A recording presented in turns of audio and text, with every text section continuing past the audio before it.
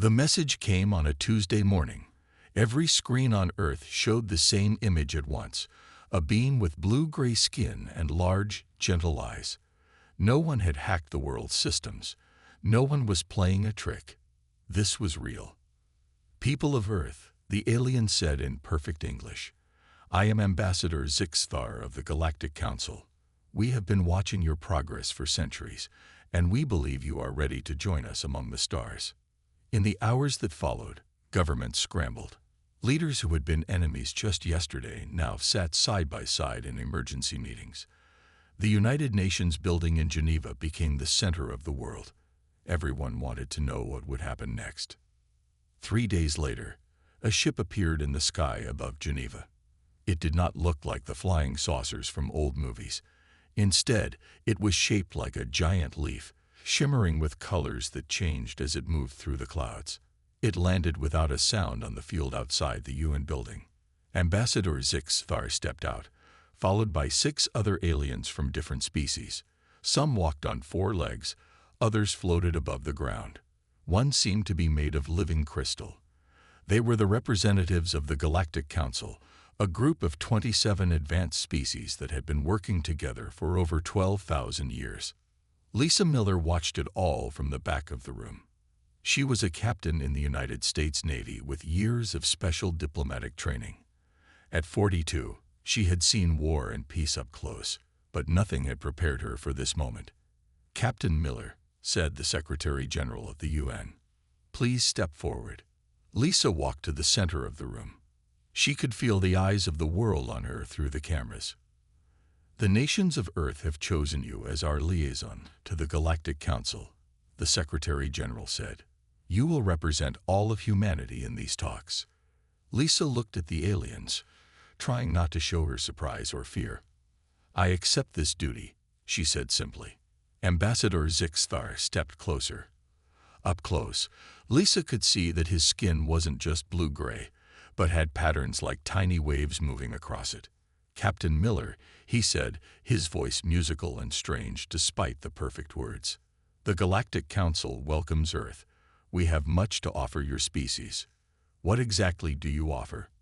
Lisa asked. Zixthar smiled, or at least Lisa thought it was a smile. "Medicine that can cure any disease. Ships that can travel faster than light. Knowledge gathered from millions of years of science. Protection from the dangers that lurk between stars." The room was silent. These gifts seemed too good to be true. "And what does Earth offer in return?" Lisa asked, feeling her way carefully through this strange new territory. "We will discuss the details in the coming days," Zixthar said. "For now, know that your planet has great potential. The Council does not invite new members lightly." That night, Lisa couldn't sleep. She stood at the window of her hotel room, looking up at the stars. Somewhere up there was the Council's main fleet, waiting. Tomorrow, they would begin formal talks. Her phone rang. It was Alan Jackson, the xenolinguist who had been studying the Council's language. "Captain, I've been going through their greeting messages again," he said, his voice tense. "There's something odd about the way they talk about Earth. They keep using this word that translates as resource-rich, but also has meanings like untapped or harvestable." Lisa frowned. "Keep digging, Dr. Jackson. I want to know exactly what we're getting into." As she hung up, she noticed a light in the sky that wasn't a star, one of the Council ships in orbit. For the first time, Lisa wondered if the arrival of the Galactic Council was the beginning of something wonderful for humanity, or the beginning of the end. The fate of Earth would now depend on what happened in the next few weeks, and somehow Lisa Miller was at the center of it all. 2 weeks passed since the aliens first arrived. The world held its breath as talks continued behind closed doors. Today was different. Today, the Galactic Council would present their official offer to Earth. Lisa Miller stood tall in her dress uniform. The room was filled with world leaders, scientists, and military chiefs. Ambassador Zixthar and 3 other alien representatives sat across the large round table. "People of Earth," Zixthar began, his voice echoing in the silent room. The Galactic Council is pleased to offer your species membership in our ancient alliance. A hologram appeared above the table. It showed ships, planets, and strange machines. The aliens explained each image. They offered medicines that could cure cancer and extend human life. They showed engines that could take ships to distant stars in days instead of centuries. They promised protection from dangerous species that humans had not yet met. Imagine, said a tall, thin alien with 4 arms. Your children will grow up in a universe without disease. Your scientists will learn secrets it would take you thousands of years to discover on your own. The room filled with excited whispers. This seemed like a dream come true. Dr. Alan Jackson sat near the back, his eyes narrowed. He had spent the last 2 weeks studying the Council's language and history. Something didn't feel right. If I may, Alan said, standing up, I'd like to ask about page 94 of your agreement. Zixthar's smile faded slightly. Of course. It states that Earth will be classified as a Category 4 species. What exactly does that mean? The room grew quiet again. Zixthar looked at his fellow council members before answering. Category 4 is simply an administrative designation, he said smoothly. It means you are a developing species under council protection. Ellen wasn't satisfied. And these requirements for Earth to supply raw materials, platinum, titanium, uranium, in specific amounts each year. Standard procedure, Zixthar said. All council members contribute to the greater good. And these restrictions on our military development. Ellen pressed. Lisa watched carefully. She had noticed the same issues but wanted to see how the aliens would respond when directly questioned. Zixthar's skin patterns moved faster now. Captain Miller, perhaps your translator is not fully understanding our terms. These are protections, not restrictions. The cosmos can be dangerous. Later that evening, Lisa called an emergency meeting in a secure room deep under the Geneva building. Alan was there, along with Patricia Weber, a game theory specialist, and several other experts. Let me be clear, Patricia said, pointing at her computer screen. I've analyzed this offer. It's designed to keep us dependent on the Council forever. We give them our resources, and they give us just enough technology to make us useful, but never enough to be truly independent. Hélène nodded. In their language, Category 4 literally translates to useful child. We would never have an equal vote in council matters. Lisa looked around the room. What about their technology? Is it really as advanced as they claim? Kevin Ortiz, a NASA engineer, pulled up some readings. Our instruments detected energy signatures from their ships that are far beyond what they've shown us. They're hiding their most advanced tech. Why would they do that? Lisa asked. Control, Patricia said simply. If they give us everything, we might not need them anymore. The next morning, Ambassador Zixthar approached Lisa before the formal session began. We need an answer soon, Captain Miller, he said. The Council has set a 30-day deadline for Earth to accept our generous offer. 30 days isn't much time for a decision that affects our entire species, Lisa replied. Zixthar's eyes hardened. It is more than sufficient. Every species we have ever contacted has accepted within days. Your hesitation is unusual. As he walked away, Lisa felt a chill. The word every stuck in her mind. Had no species ever questioned the Council before? Or had those who questioned simply disappeared from history? Lisa knew the next few weeks would determine Earth's future, and she was beginning to think the glossy offer from the stars might come with a hidden price too steep to pay. The world's leaders gathered in a secret bunker deep beneath the Rocky Mountains. 20 days had passed since the Council's offer, and time was running out. President Samantha Clark stood at the head of the table, looking tired but determined.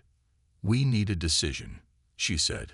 The Council grows more impatient every day. Lisa Miller watched as arguments broke out around the table. Some nations wanted to accept the offer immediately. The promise of advanced medicine alone could save millions of lives. Others wanted more time to study the agreement. May I speak?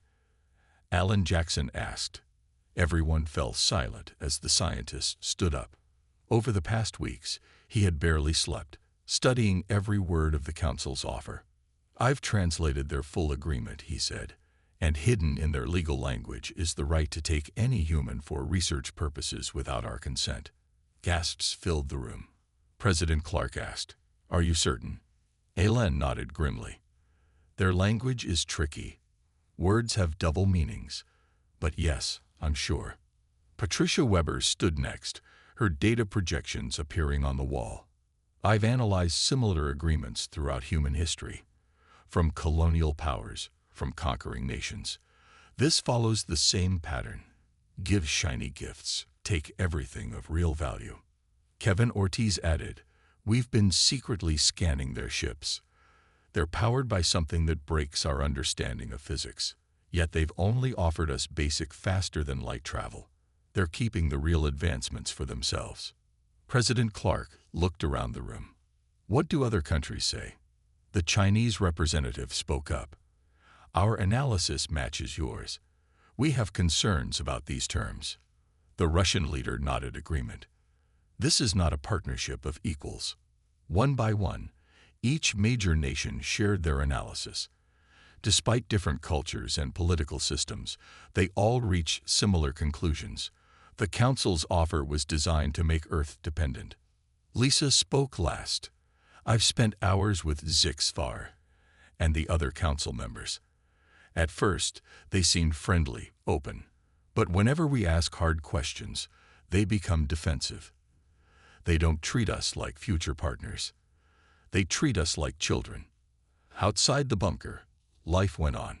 People around the world watched the alien ships hovering in the sky. Some saw them as saviors from the stars. Others feared what might be hidden behind their friendly faces. Protests for and against the Council broke out in major cities.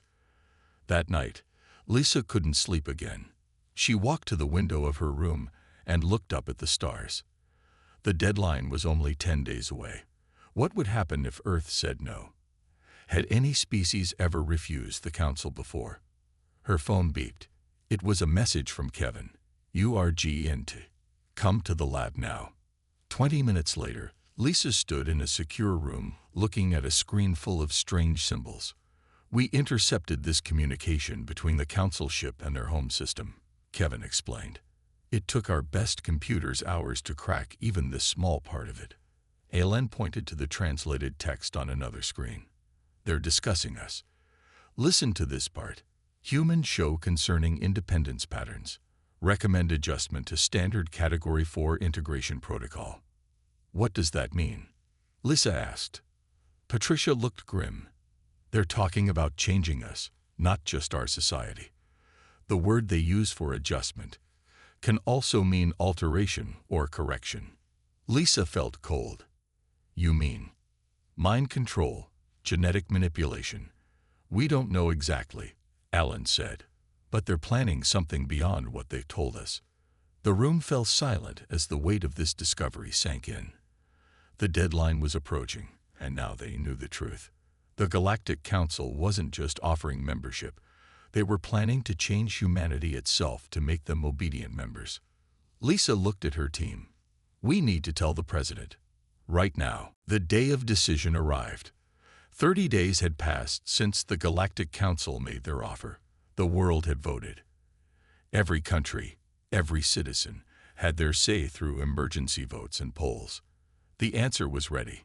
Ambassador HFY and 5 other alien representatives sat in the United Nations chamber. They looked confident, even bored. After all, no species had ever refused them before. President Samantha Clark walked to the center of the room. Camera drones hovered silently, broadcasting this moment to every corner of Earth and beyond, to the Council ships in orbit. "Ambassador HFY," President Clark began, her voice steady. "On behalf of all nations and peoples of Earth, I thank the Galactic Council for their offer of membership." HFY's skin rippled with pleased patterns. He began to raise his hand in what humans now knew was a gesture of acceptance. However, President Clark continued, "We must respectfully decline." The room froze. The alien delegates looked at each other in confusion. One of them, a tall being made of shifting crystal, actually flickered as if losing control of its form. "Perhaps there is a translation error," Zixthar said, his voice no longer smooth but sharp with surprise. "You cannot decline. No species declines council membership." Lisa Miller stepped forward to stand beside the president. "There is no error, Ambassador. Earth has made its decision. We wish to remain independent at this time." Another council member, a floating blue sphere, moved forward. "This is not possible. You need our protection. You need our guidance." "What we need," Lisa replied firmly, "is to develop on our own terms. We are willing to establish trade and diplomatic relations with the Council as equals, not as subordinates." Zixthar's skin now pulsed with dark colors. "You misunderstand your position. Category 4 status is generous for a species at your development level." President Clark stood tall. "We understand perfectly, Ambassador. We've studied your agreement carefully. The restrictions on our development, the demands for our resources, the clauses allowing for adjustment of our population. These terms are unacceptable." The crystal being made a sound like breaking glass. The other aliens began speaking rapidly in their own languages, their translation devices unable to keep up with their urgent tones. "This has never happened," Zixthar said, almost to himself. "The protocols. We must consult." Lisa watched them carefully. The cool, superior attitude was gone. For the first time, the council members looked confused, even afraid. "We request time to consult with the full council," Zixthar finally said. "Of course," President Clark replied. "Earth remains open to discussion of truly equal relations in the future." The aliens left quickly, almost running to their shuttle. As they departed, Lisa's phone buzzed. It was Kevin. "Our monitoring stations are picking up massive energy spikes from the Council fleet," he said. "They're sending emergency signals to all their ships across the sector." Lisa looked up through the glass ceiling, where she could see the Council ships glowing brighter than before in the evening sky. "They're panicking," she said. "But why? What happens when someone says no?" Later that night, Lisa met with her team in their secure room. The data screens showed Council ships rapidly departing Earth orbit. Of the 50 ships that had arrived, only 10 remained. "They're running away," Kevin said in disbelief. Alan looked up from his translations. "I've intercepted more communications. They keep mentioning something called the Precedent and Protocol 7 Alpha. They're activating emergency measures across their entire territory. All because we said no." Lisa wondered. Patricia studied the data. They never expected refusal. Their entire system depends on species accepting their offers. We've broken their patterns somehow. But why? Lisa asked. What are they so afraid of? Alan's face grew serious as he pointed to a new translation on his screen. This message mentions the last refusal from 8,000 years ago. Apparently, we're only the second species to ever say no to them. And what happened to the first? Lisa asked. Alan's voice was quiet. They don't say exactly. But they're calling an emergency meeting of all 27 council species. The message ends with these words. The cycle begins again. Lisa looked out the window at the stars. Earth had just stepped into unknown territory. And the Galactic Council was terrified. 1 week after Earth's refusal, the world had changed. Countries that were once enemies now worked together, united by a common goal, understanding what was happening in the stars above. Lisa Miller stood in the new Earth Defense Command Center, built deep under the mountains. Screens covered the walls, showing the positions of the remaining council ships. Most had fled, but a few stayed to watch Earth from a distance. We've made a breakthrough, Alan said as he rushed into the room. His eyes were red from lack of sleep, but he was smiling. We cracked their main communication codes. Kevin pressed some buttons, and suddenly the screens filled with alien text, slowly changing to English as the computers translated. These are messages between council ships and their homeworlds, Kevin explained. They don't know we can see them. Lisa read the first message. Emergency Protocol 7 Alpha now in effect. All Council species to prepare defensive measures against potential human expansion. Another message read, the humans must be contained. If they follow the path of the Arathi, all could be lost. Arathi? Lisa asked. Who are they? Alan shook his head. We don't know yet, but they must be the species that refused the Council before us. Patricia pointed to another screen. Look at this one. It's from the Council's main government body. The message was clear. The human refusal has triggered the ancient warning. The full Council will meet in 3 days to discuss containment or elimination options. Elimination. Lisa's voice was barely a whisper. They're talking about wiping us out. Some of them are, Alan said. But look, there's disagreement. Some Council species are arguing against it. Lisa watched as more messages appeared. The alien species were fighting among themselves. Some wanted to attack Earth immediately. Others wanted to try again with a better offer. A few even suggested leaving humans alone to see what would happen. They're afraid of us, Patricia said, studying the messages. Not what we are now, but what we might become. Just then, a new alert sounded. Kevin checked his instruments. We're detecting massive energy readings from the edge of our solar system. More Council ships are arriving. The room grew tense. Were they coming to attack? But the new ships didn't move toward Earth. Instead, they formed a ring around the outer edge of the solar system. They're setting up a blockade, Kevin said, trapping us in our own system. Can we get past it? Lisa asked. Kevin shook his head. Not with our current technology. While they watched the alien ships, Alan continued translating more messages. Suddenly, he gasped. You need to see this, he said, his voice shaking. I found records about the Arathi, the species that refused them before. The main screen showed an image of tall, elegant beings with 6 limbs and golden skin. The Arathi refused Council membership 8,143 years ago, Alan read. They developed technologies the Council had banned.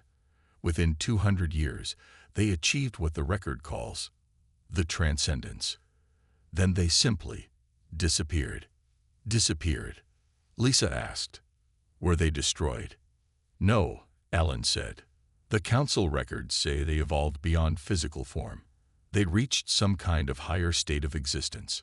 The Council couldn't follow, couldn't control them anymore. The room fell silent as they understood. The Council wasn't a government. It was a cage, a system designed to keep species from developing too far, too fast. That's why they're panicking, Lisa said softly. They think we might follow the same path as the Arathi. Will we? Patricia asked. No one had an answer. Outside, people around the world looked up at the night sky. They couldn't see the blockade of alien ships, but they could feel something had changed. Earth was not alone, cut off from the rest of the galaxy. But for the first time, humans understood their potential. If one species had transcended before, perhaps humans could too. The path would not be easy, with the Council working against them. But Earth had taken its first step toward a destiny greater than the Council had ever planned for them. 2 months after Earth's refusal, strange ships began to arrive. They were small and fast, slipping past the Council blockade under cover of darkness. They didn't belong to any known Council species. Lisa and her team watched as one such ship landed on a remote island in the Pacific. Armed soldiers surrounded it, weapons ready. The door opened, and a tall being stepped out. It had purple skin that seemed to glow from within and 4 arms that moved with grace. I am Kelter of the Minari, the alien said, raising all 4 hands to show it carried no weapons. We come in secret, against Council orders. Hours later, Lisa sat across from Kelter in a secure room. President Clark and leaders from other nations joined by video. The Council lied to you, Kelter said. They are not a union of equals. They are a prison built by the middle species to contain the higher ones. Middle species? Lisa asked. The galaxy has many kinds of life, Kelter explained. Some remain simple, others advance to a point and stop. But a few, like the Arathi long ago, and perhaps humans now, have the potential to go beyond, to transcend physical limitations. Alan leaned forward. The transcendence you mentioned in your records. Kelter nodded. The council was formed by species who feared being left behind. They were advanced enough to understand what the Arathi were becoming, but not advanced enough to follow. So they created rules to hold back all species, to keep everyone at the same level. President Clark spoke up on the screen. Why are you telling us this? Won't the council punish your people? The council is falling apart, Kelter said. Your refusal triggered ancient fears. Many species now question everything they were told. My people, the minority, have always suspected the truth. We were forced to join the council 4,000 years ago. We never had a choice. So what happens now? Lisa asked. War, perhaps, Kelter said sadly. The oldest council species want to destroy Earth before you advance too far. Others, like my people, wish to learn from you. The council chamber is filled with shouting where once there was only obedience. Kevin entered the room with new data on his tablet. We're detecting unusual activity from the blockade ships. They're moving into new positions. Kelter looked worried. They're preparing. The council has made its decision. What decision? Lisa asked, though she feared she knew the answer. The hardliners have won the debate, Kelter said. They will attack Earth rather than risk another transcendence. The room fell silent. After a moment, Patricia asked, Can you help us? Your technology must be more advanced than ours. We will share what we can, Kelter said. But my ship is small, and the Minari are not warriors. We have hidden our true research for centuries, developing in secret what the council forbids. What kind of research? Ellen asked. Kelter's eyes seemed to shine. The path to transcendence. The very thing the council fears most. That night, as scientists from around the world worked with Kelter and the other Minari visitors, Lisa stood outside looking at the stars. Can we really fight them? She asked when Alan joined her. Their ships, their weapons, they're so far beyond us. Maybe we don't need to fight, Alan said. The Minari data suggests the Arathi didn't win through war. They simply evolved beyond the need for physical bodies. And we can do the same. Lisa asked, in time to save ourselves. Alan looked uncertain. I don't know. The Arathi took 2 centuries. We might have 2 weeks. Inside the base, Kelter showed human scientists a strange device that glowed with inner light. This is a fragment of Arathi technology, he explained. We've studied it for generations, but barely understand its principles. As the humans gathered around the alien device, none of them noticed the small changes beginning in their brains, new connections forming, new patterns of thought emerging. The path to transcendence had already begun, triggered by contact with the ancient technology. The question was whether humanity would walk that path fast enough to survive what was coming. The attack came at dawn. Council ships broke through Earth's atmosphere, their weapons glowing hot against the morning sky. But Earth was ready. 1 month had passed since Kelter's arrival. In that time, more ships from rebel council species had come, bringing knowledge and technology. The Minari were joined by the Trask, the Volari, and others who saw in humanity a chance to break free from the council's control. Colonel Ryan Foster stood in the command center, his face grim. Once, he had led ground troops in desert wars. Now he commanded Earth's united defense forces against an enemy from the stars. All stations report ready, said his second-in-command. Ryan nodded. Activate the shield. Across the globe, towers built with alien help powered up. A shimmer spread across the sky as energy fields linked together. The first council weapon struck this shield and flared out harmlessly. It's holding, Ryan said, allowing himself a small smile. In another part of the base, Lisa and Alan worked with Kelter and Dr. Nicole Bennett, Earth's leading quantum physicist. They stood around a strange device that pulsed with blue light. The Arathi artifact. The shield won't hold forever, Kelter warned. Council ships carry planet-killer weapons. They're holding back now, but if they grow desperate... Nicole didn't look up from her work. Her fingers moved across holographic controls with newfound skill. Since exposure to the Arathi device, her mind had changed. She saw patterns in quantum fields that no human had ever understood before. "I'm close," she said. "The phase shift technology is almost ready." This was humanity's real hope, not the shields, not the weapons they had built with alien help. The Arathi had escaped the Council by shifting into another dimension of reality. Nicole and her team were trying to replicate that technology. The building shook as a powerful Council weapon struck nearby. "They're targeting our research facilities," Alan said, checking his tablet. "They know what we're doing." Kelter's skin paled. "We've been betrayed. Someone in the Council knows about the Arathi technology." Lisa's phone rang. It was Kevin from the monitoring station. "Lisa, 3 more Council factions just arrived in system. But something's strange. They're attacking other Council ships, not us." "The Council is breaking apart," Kelter said when Lisa shared the news. "Our rebellion spreads.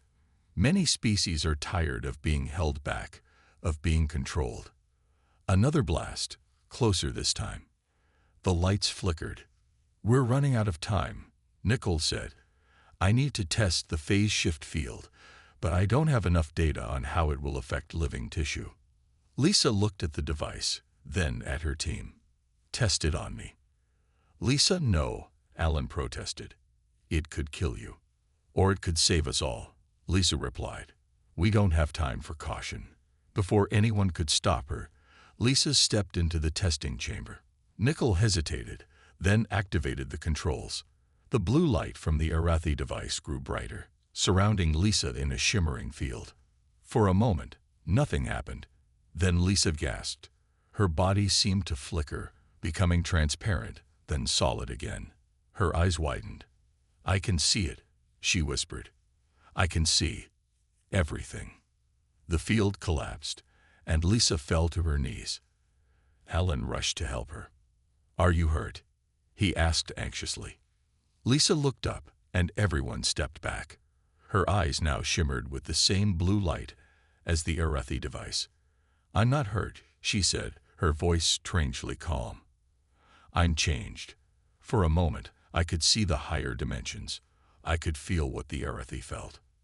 Nicole scanned Lisa with instruments. "Your brain activity is off the charts. New neural pathways are forming." "Can you replicate it?" Kelter asked urgently. "Can you make the phase shift work for others?" Lisa stood, steadier now. "Yes. And more than that. I understand now. The transcendence isn't a technology. It's an evolution. The technology just opens the door." Outside, the battle raged in the sky.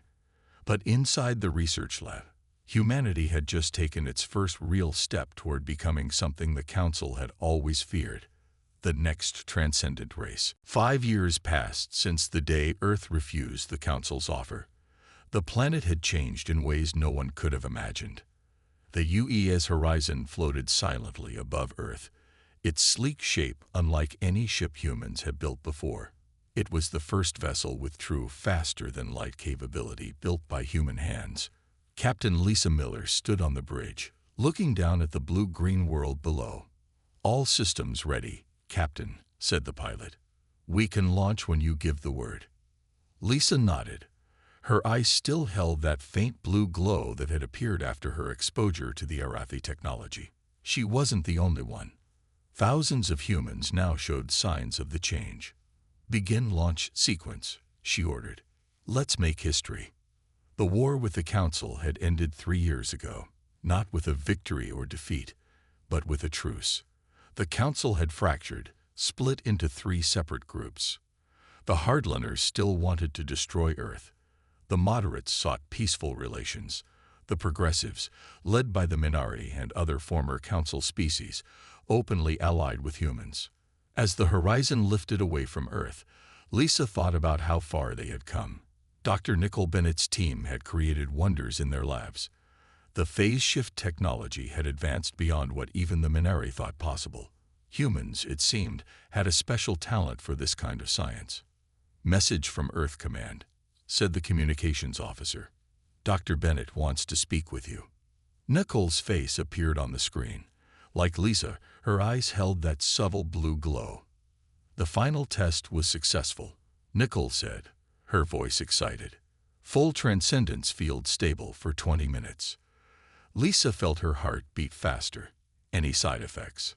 "None," Nicole replied. "We're ready for the next phase." This was what the Hardliner Council feared most. Humans were on the verge of achieving what the Arathi had done 8,000 years ago.